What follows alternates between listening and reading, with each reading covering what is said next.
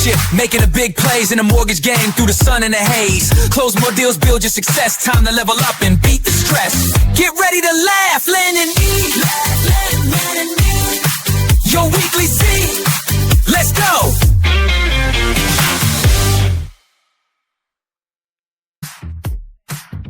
All right, everybody. Welcome back. Look, everybody's dancing. I hope everybody logs on to our YouTube station channel, Laugh, Let, and Eat on YouTube. Hit subscribe, like, comment.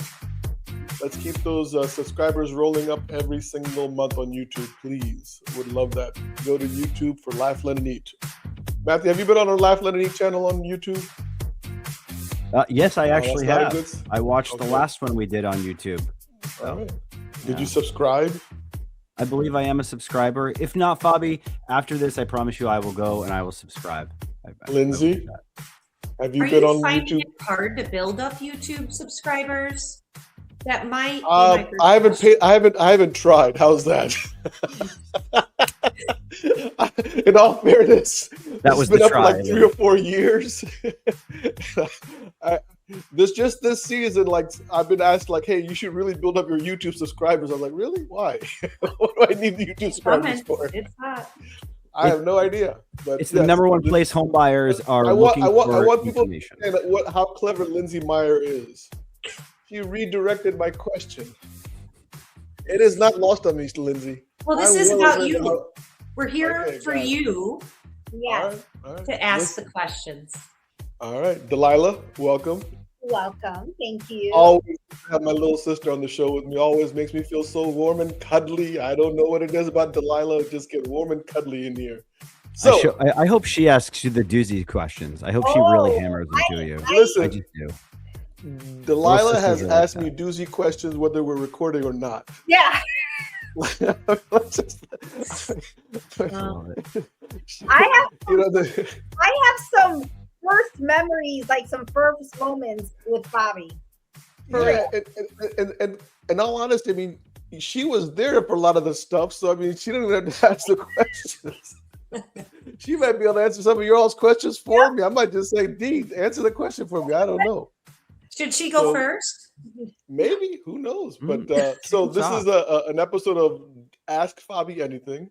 Okay. And in keeping with this, we have come up with our little theme song for Ask Fobby Anything. Hope you guys like it. No script.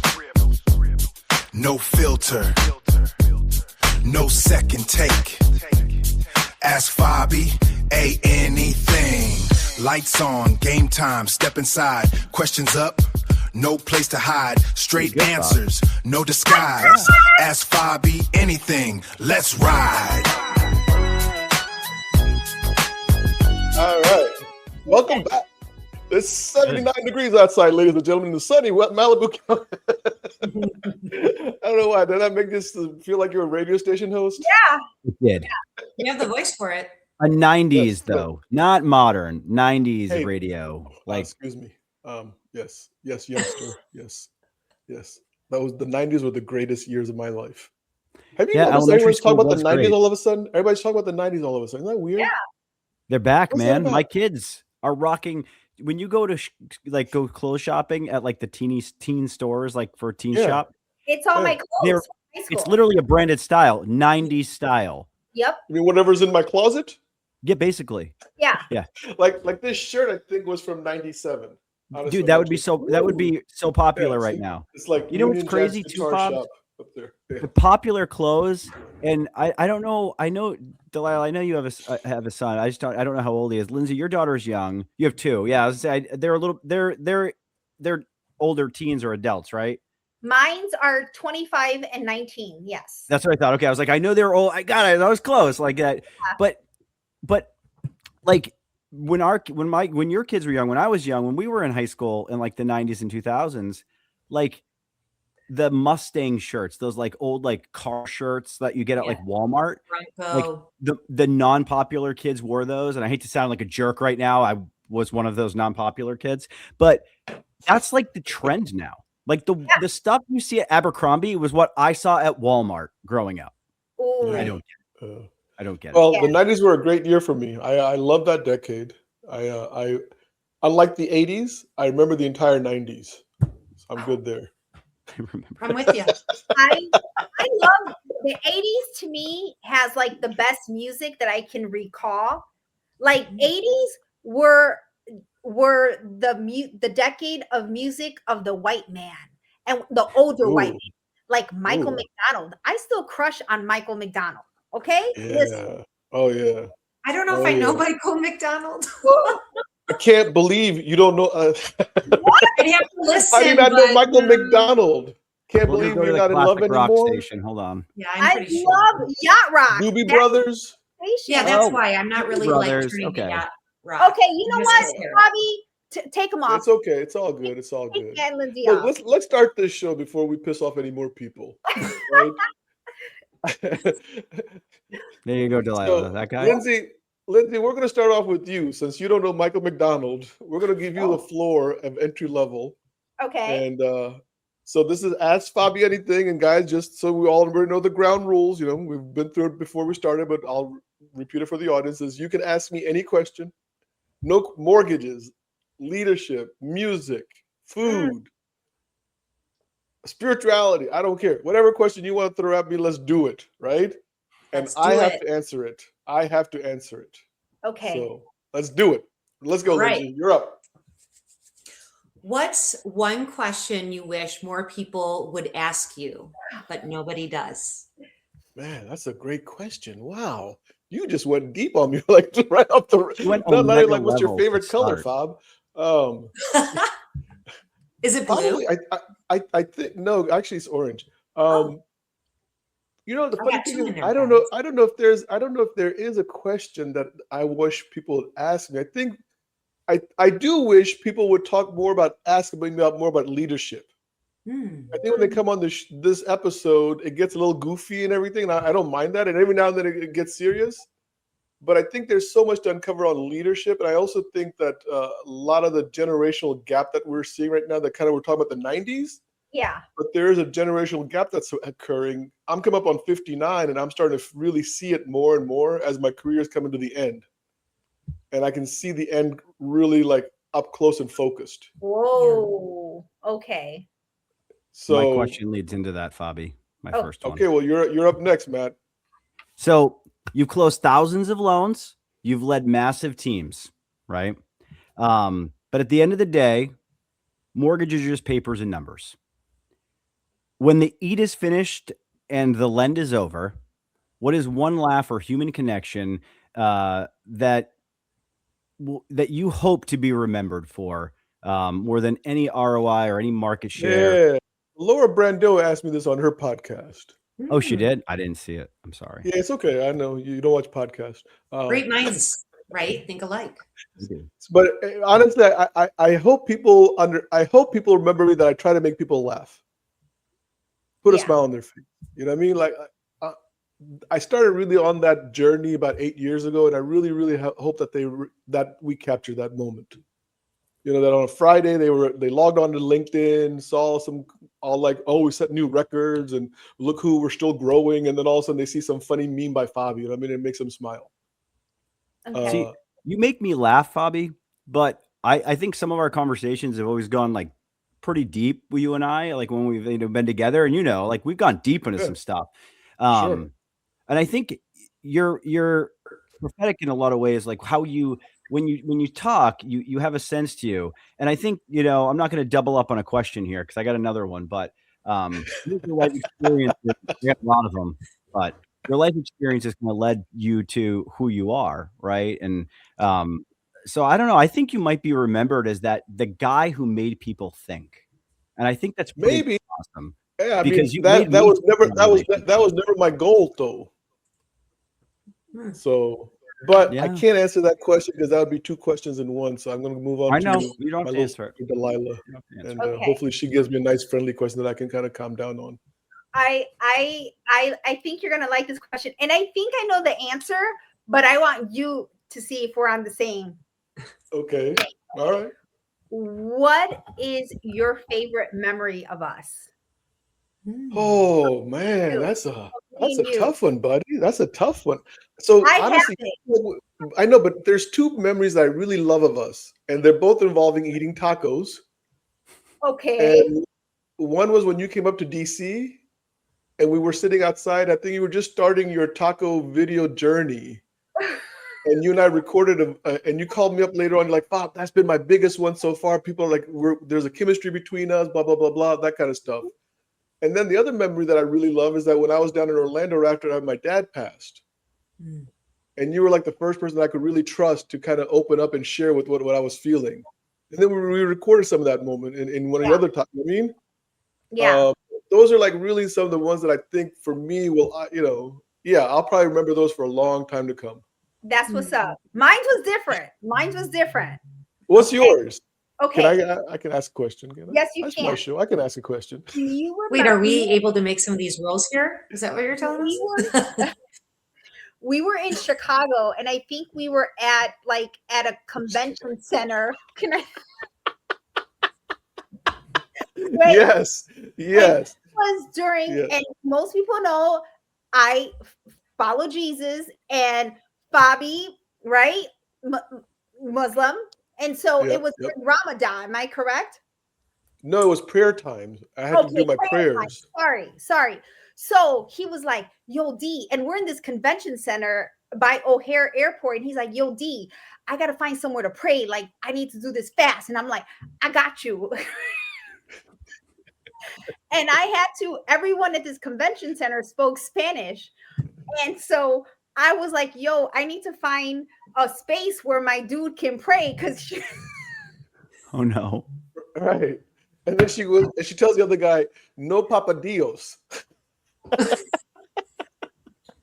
he asked me, he was like, why does he need a space to pray? Like, let him. And I had to like translate that. And my Spanish is not like that on point. So I was like, okay, how do I translate this? And I love it. But it was such a core memory for us because I was legit trying to find him a place to pray. I was like, yo, my dude needs to pray. Let's do this. Yeah, that became our hashtag for a while. No Papa Dios. We would like tag each other on social media. Bring it back. So speaking of bring it back, we're back. Yeah. Let's bring it back to Lindsay with her second round of questionings. Yes, I'd love to. What's something in mortgage culture that everyone accepts but you think is completely broken? Oh, I like it. So here's the thing. There's a lot, but recently what I'm really focused on is I think loan officers in particular, and maybe even leadership, are so focused on rates. And I'm really seeing like, guys, I'm not saying have bad rates. Please don't, like, we want to have competitive rates. Yeah. But rate is not the solution. Having the best rate in town is, and I think that mindset is just broken. Yeah. Where loan officers, they want to have the sharpest rate, and I'm like, like, if I give you 5 different programs, I just gave you 5 different conversations. I give you the best rate. I just gave you one conversation. Which one would you want? Yep. Right. And what I've always been, Lindsay, in my entire career was always based off programs. And I was doing subprime lending back in the 90s before it was called subprime. It was just called damaged loans, or I can't remember what we used to call it, something like that. You know what I mean? But and nobody cared about the rate. We would just negotiate like, hey, I got a guy. Had bankruptcy 6 months ago, a lot of equity. They're like, yeah, we'll give a 2-year arm for 12%. Yeah. So can you do 10? Hey, we'll do 10%. Okay. We would, but nobody cared about the rates because we were providing something of value to that borrower more than rates. Yep. So I think that mindset needs to be. Yeah, I think that mindset needs to change. I agree. And Fobby, that's not even new. I mean, I was 20 years. I've been in the industry lending, and leaders, we've always said, right, when we're talking to our team or our staff, it's like, don't sell the rate, sell the relationship. If you have a borrower that is begging, demanding your rate sheet, demanding it to get an LE, you failed to build a relationship. I've one of my best friends today who texts me every morning. This show's not called Ask Matt Anything. No, I know. I'm just saying. I'm so sorry. No, sorry, Matt. No, but you got. Fine, Fobby. I won't tell you my awesome story that sells your point. I'm gonna hold it in. Oh, poor Matt. I'll write a rap song for you, though. I'll write a rap song. How's that? Yes. Right. You promised me I would feature in your opening at some point, so that still hasn't happened. Yeah, that didn't happen this year, did it? That didn't happen. No. All right. Ask away, Maddie. Oh, which one do I want to go with?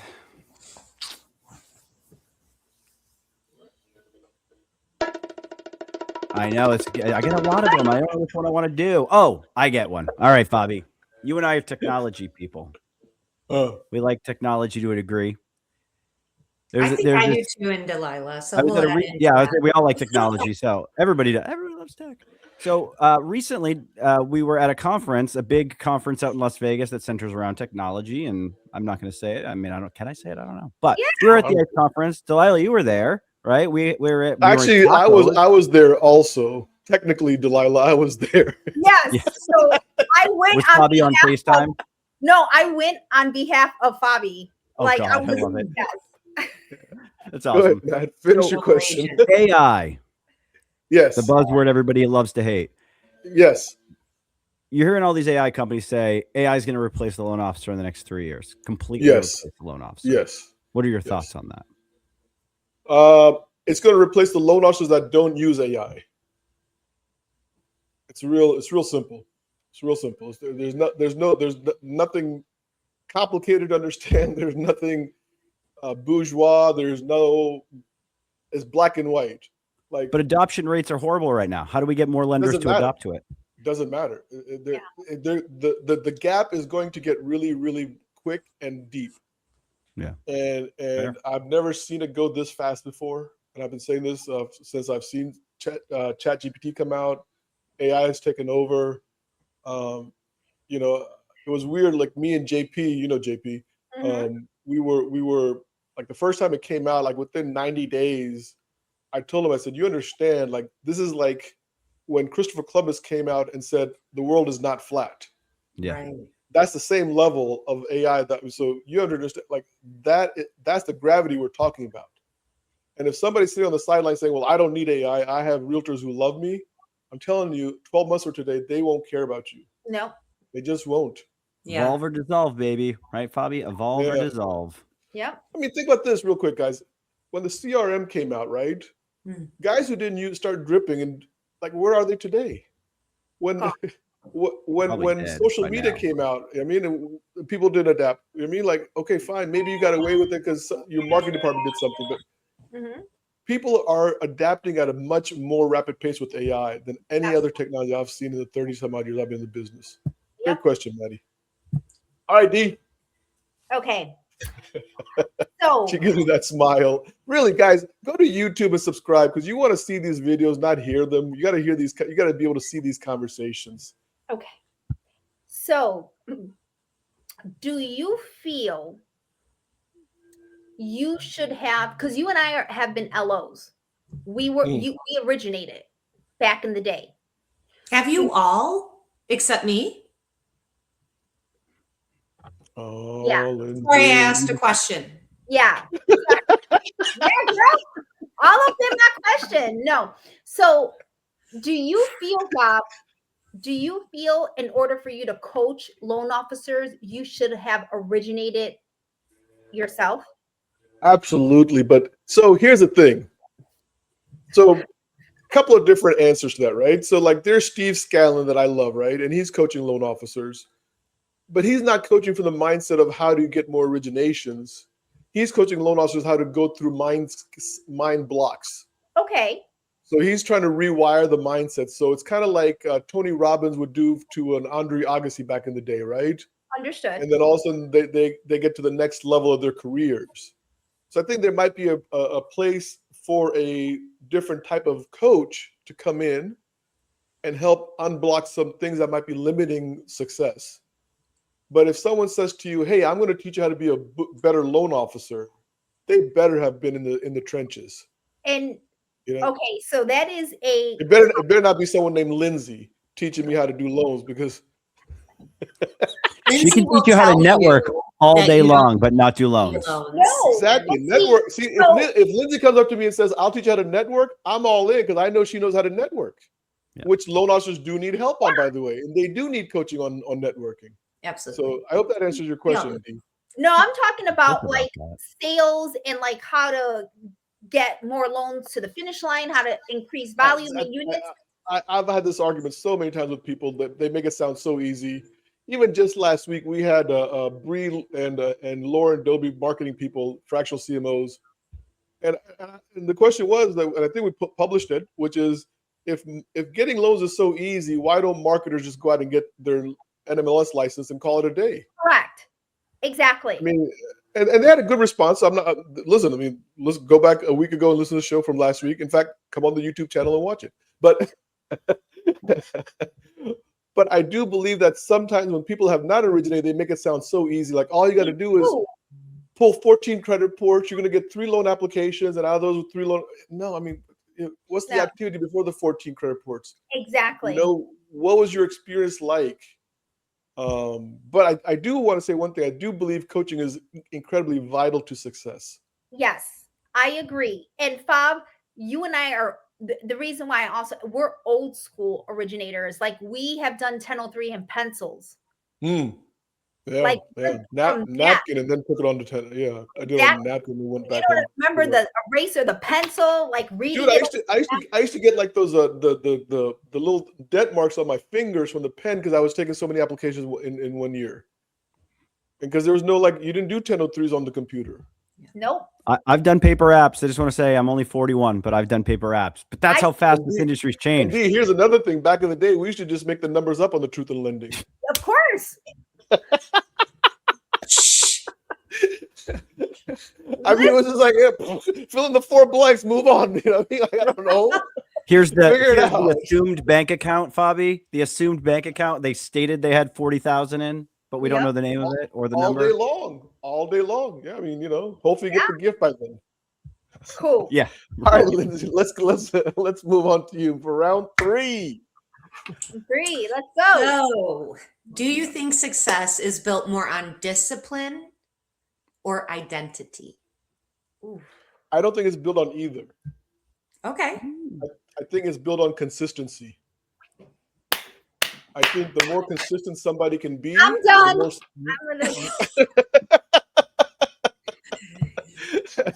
All right, who's up next? Nothing beats consistency, Lindsay. Nothing will ever you're gonna have the smartest person, you're gonna have the strongest person, you're gonna have the fastest person. But if I'm consistently going forward and refuse to quit, nobody's ever going to beat me. It's just. But what if you're consistently bad, Fobby? You're still going to be good. Here's a taco for Fobby. Here you go. Oh, golden taco. Yeah. So hopefully that I mean, I think to me, consistency has always been vital. And it's like if you just do one thing and just master that one thing, you're going to win. You don't have to master 17 different things. Just one thing. Right. Well, we mentioned golden. Matt, do you have a question that might lead into? I do, but I want to ask one other one first. Lindsay and I talked about our questions. We were going to. Oh, you guys cheated on me. Look at that. We did cheat a little bit. I maybe talked to both. Yeah. Yeah. Okay. So, all right. Fobby, I think this one will hit home. I think with you, and I actually think a lot of listeners too. And this might be a soundbite one. I don't know. First home IQ study just came out. Home buyers, the gap of home buyers, this next gen distrusting loan officers in the process altogether is growing, right? Mm-hmm. There's some studies out there that are showing that they trust asking an AI chatbot, an AI ChatGPT Gemini, more than any professional loan officer, realtor, hands down. Yep. Do you think as an industry, we have earned the distrust, and why? I don't think we've earned the distrust. I think when you look into the first home IQ numbers, the age that they're talking about is the, say, 22 to 45-year people, right? Yeah. And so when you look at that slice of the demographics, what you understand is that this demographic is used to Amazon deliveries. They're used to Uber Eats. They're used to so many different things that are instant. And the mortgage process, the real estate process is not instant. And so the point being is that when you can't give them that same feeling, that same result, you know what I mean? So I don't know if there's always going to be bad actors in every industry. There's no doubt about it. We have our share of bad actors, right? But did we earn that distrust, or is it just something that they now have grown to expect? Because the other part of that, by the way, is 1 out of 8 actually believe that they're going to get good results from using a loan officer or real estate agent. Right. 7 out of 8 next gen buyers already think we're going to let them down. Right. That's just But how many of those next gens do their own thing, and then at what point does a realtor, or at what point does so what happens mortgage is industry step in? Yes. Is it actually delaying them? You know, I No, won't what ask any actually more happens is questions. but what happens is when they actually go through the experience, Mhm. the result actually doubles their trust. So 20 some odd percent did not trust a loan officer or real estate, and after the transaction, there was like 48% actually trusted us because the experience gave them that proof that they needed. Yeah. Yeah. But I really think it's more about the age that they're growing up in and what they experienced. And also you have to factor in 2008. The recession was, so they're already kind of going in guarded. They saw their parents, their uncle, their aunt, somebody go through something traumatic. So they have these memories that come up. And I've always talked about this, by the way, Matt, which is, and this is the deeper side of FOB, right? That financial trauma is DNA. Yeah. And it's passed on to all of us. And so whatever traumatic thing I saw my parents or some close relatives go through, that left a fingerprint on me. And so now I'm asking Matt Galan as a loan officer in my head, can I trust him, or is he going to do what the loan officer did to my dad? So there's a lot of different layers. I don't think we earned it or not earned it, but you know what I mean? Like, yeah. Oh, That's a deep no, question. thank you, Fobby. It is. That's a real We could go question. for a while on that one. I could. And the thing is that I've been diving into those numbers with Kristen for the last 3 weeks. Yeah. And we're actually designing an entire playbook around that so that my loan officers can be better equipped for the next generation loan officers on how to gain their trust. I mean, you got to face the facts. They don't trust us, right? Like when you look at the numbers in the survey, if you believe surveys, they don't trust us. So the point is, how do you win that trust back? Delilah, can I ask one? Well, can I ask a follow-up to it? Is that okay? Remember, no follow-ups. No follow-ups. No follow-ups. I know, Bobby. I know. Number one thing we can do to win trust back. You got to start your own podcast and have me as a guest. Go on, D. Yeah. Okay, so Mike, I like how all your questions are like home ownership and our industry, and mine are a little different, right? Because okay. Yes. So, Fobby, and so I did this for the first time with Fobby. This is another first. Okay. In your culture, why do you eat with your hands? Why do we eat with our hands? Yeah, remember, I don't know why.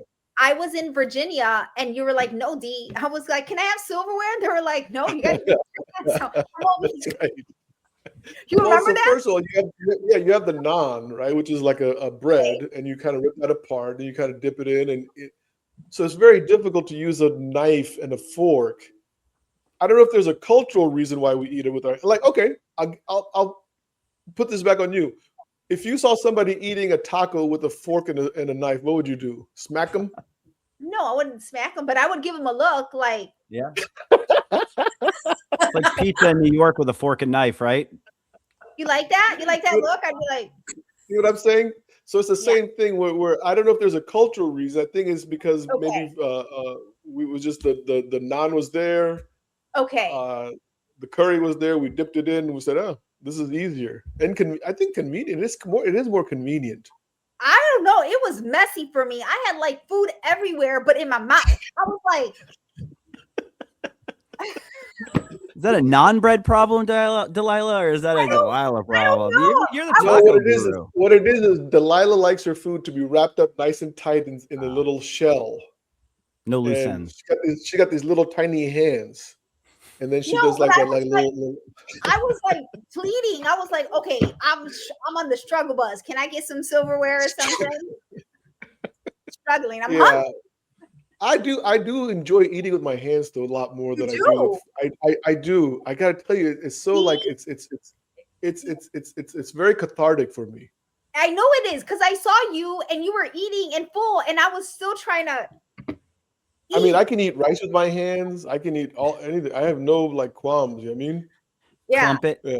stick it in. How do you do it? Yeah. Like, Yeah, just throw it See? in, man. Little rice balls. Pop, pop, I pop, pop, bet pop. you didn't know that about him. Like you watch him eat with his hands. You know, we should go to an Italian restaurant and eat with our hands. Just eat the I love eating with my hands. Yes, please. Thank you. See? Or you And just with that, dump the pasta in the middle of the table. And then I can't do it. I have a Yeah. tactile thing. I can't have food in my hands. I couldn't do Oh, it. really? I get struggle. queasy. Ooh. I don't Okay. like things underneath my toes. Like when I go swimming in a lake and you feel the mud between your toes. I have a weird thing with that. Like that freaks me out so bad. I'm like, that was no, a free fact. Thank you. Yeah, that was weird. I didn't ask that.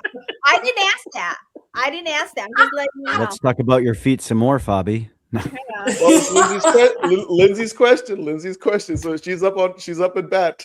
Okay. What has been one of the best gifts you have been given, aside from your children or family, that has meant the most to you?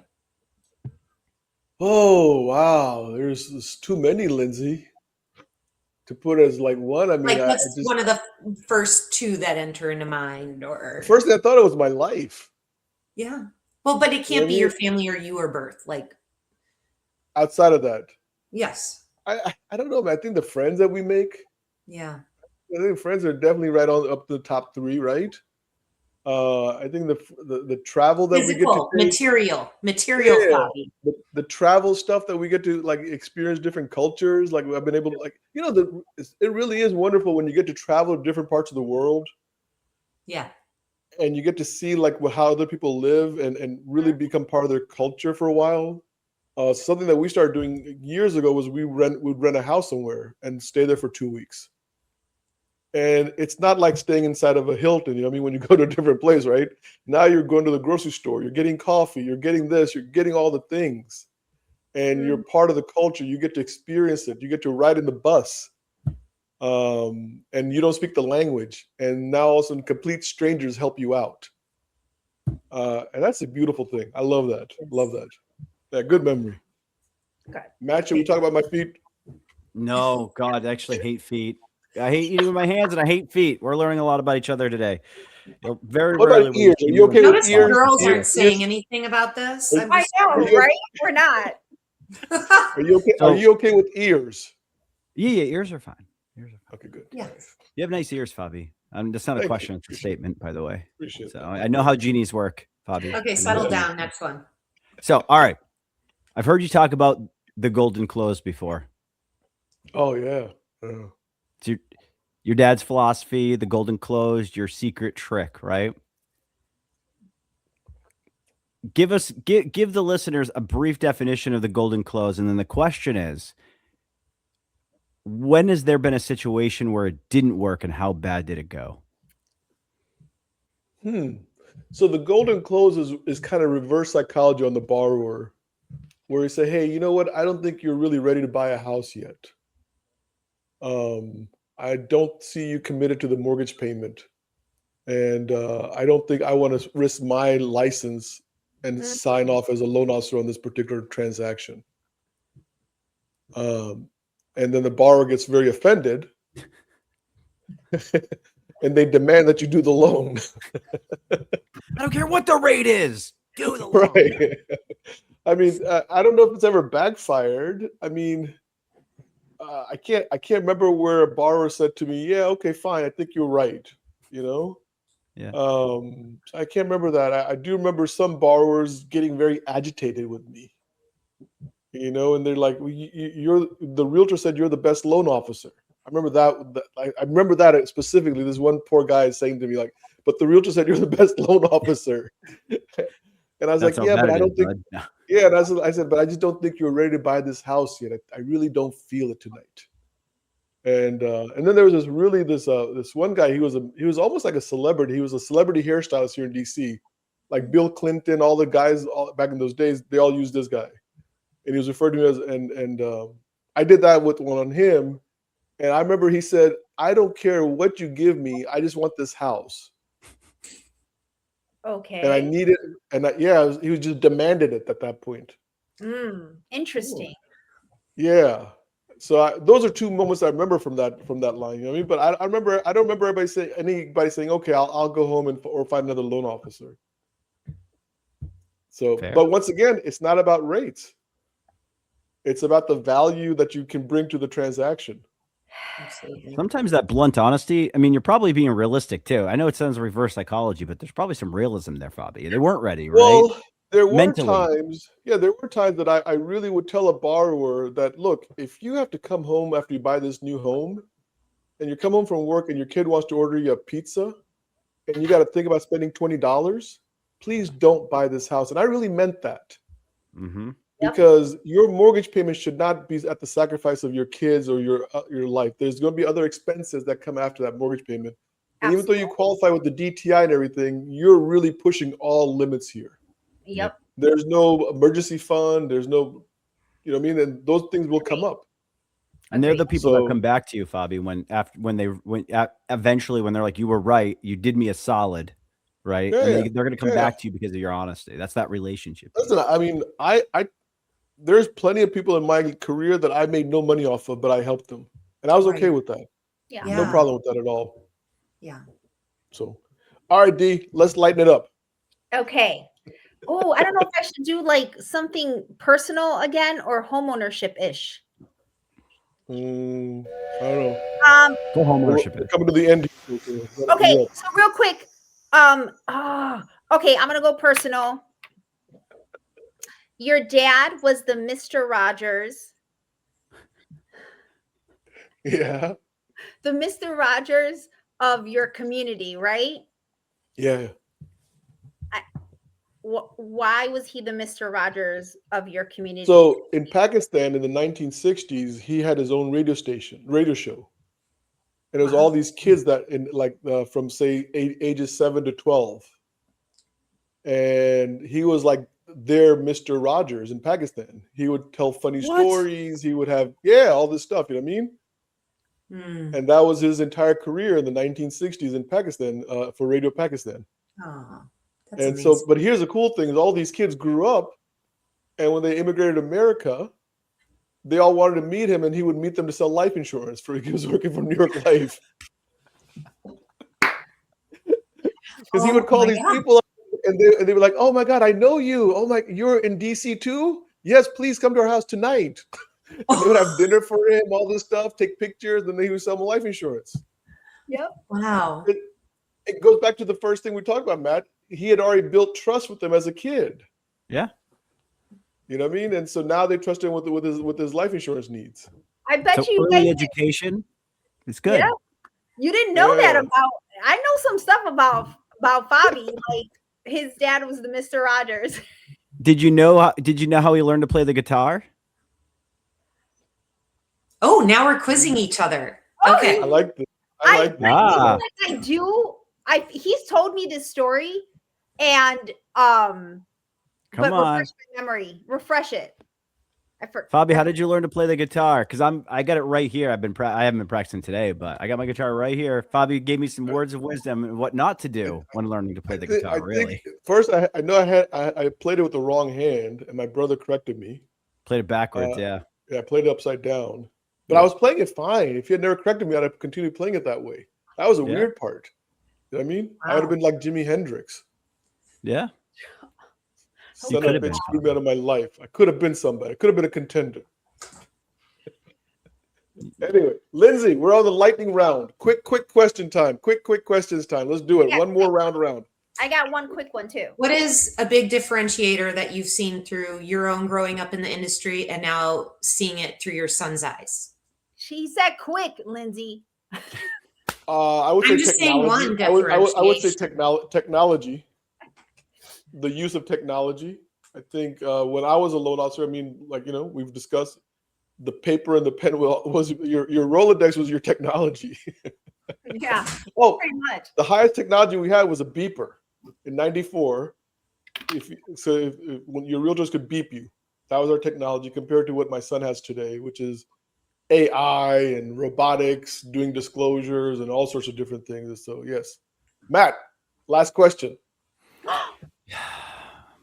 No, Fobby. I want the last question.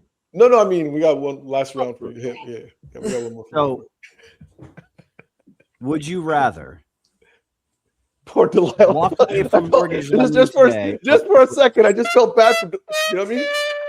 Like, no, dude, we got time for you. Don't worry, buddy. It's gonna be a quick one, I promise. Okay. Would you rather walk away from the mortgage industry today or never eat another taco again? Me? That's a weird question, man. That is so weird. And that should come from me, Matt, not from you. No, Fobby is a connoisseur of tacos as well. It's in his profile. No, not at all. No, I wouldn't know a good taco if it slapped me in the face. That's why I got to an easy answer then, Fobby. I mean, I have no love for the taco like my little sister does. Now, had you said like, Fobby, you can't eat another chicken kebab or chicken tikka, I mean, all right, dang, that's a chicken tough kebab one, or walk away from the mortgage. No, you can't change the question. You know the rules. You can't go down. So you never eat another taco again? It'd be easy. The only hard part would be that I wouldn't be able to hang out with my sister because she's going to eat nothing but tacos. So it was a loaded question. It was emotional. It was a lot of things in one simple question. Yeah. Ask another day and I might have said, yeah, definitely in the mortgage industry, I'm done. Today happens to be a good day.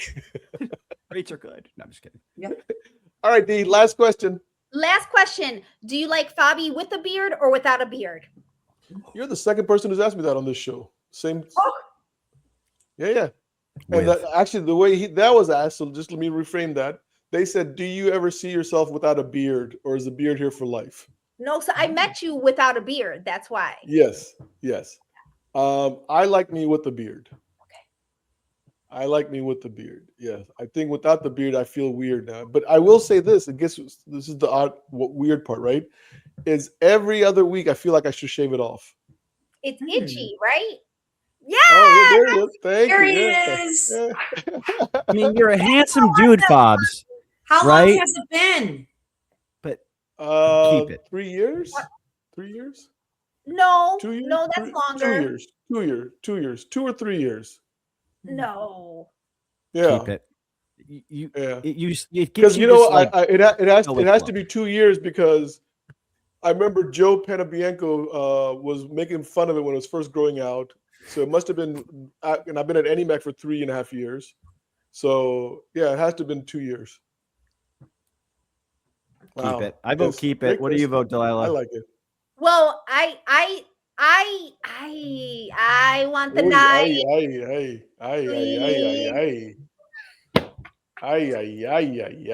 Really? What's the final message, Fobby? Yeah. Right now, today, what at your year in review, what message do you want to leave us all with? What message? Yeah.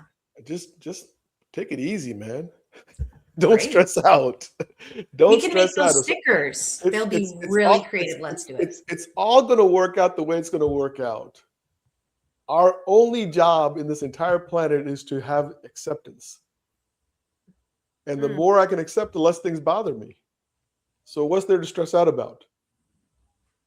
Think about it. Yesterday was my friend Kevin Delorey's 1 year anniversary since he passed. Yeah. He passed, yep. And all day yesterday I kept thinking about him and I didn't want to do it, you know what I mean? But this morning I woke up and I said, wow, Kevin would probably love to trade spots with me today no matter how bad my problems are. So our problems are never that bad. Yeah. And I think that's where we go back to what, you know what I mean, like having that belief, whether it's God, whether it's the universe, whether it's whatever, knowing that it's all going to work out. There's a master plan. And my job is just to wake up every morning. 2 things that I try to do every day. Don't offend myself and don't offend other people. And then go back to sleep. After you love I don't do well on either one, by the way. So we try our best. Right? That's all we can do. So, every day, bud. All right, guys. Look, this was a very quick round, by the way. I got to give you guys credit on your questions, man. Like this was a quick round of Ask Fobby Anything. I don't think anyone else has been this like. Just call on us, Rethink Everything authors. We got you. Yeah, we're always rethinking. This is amazing. The good stuff, guys. And so once again, if you don't subscribe to our YouTube station channel. Please get out there and subscribe to it, because we need more subscribers, obviously. Otherwise, I wouldn't keep repeating it, right? And Matt, Lindsay, Delilah, thank you all for being out here and asking me these questions. All right. Welcome. Thank you for Any having last us. words? Matt, are you coming down to DC on Sunday, right?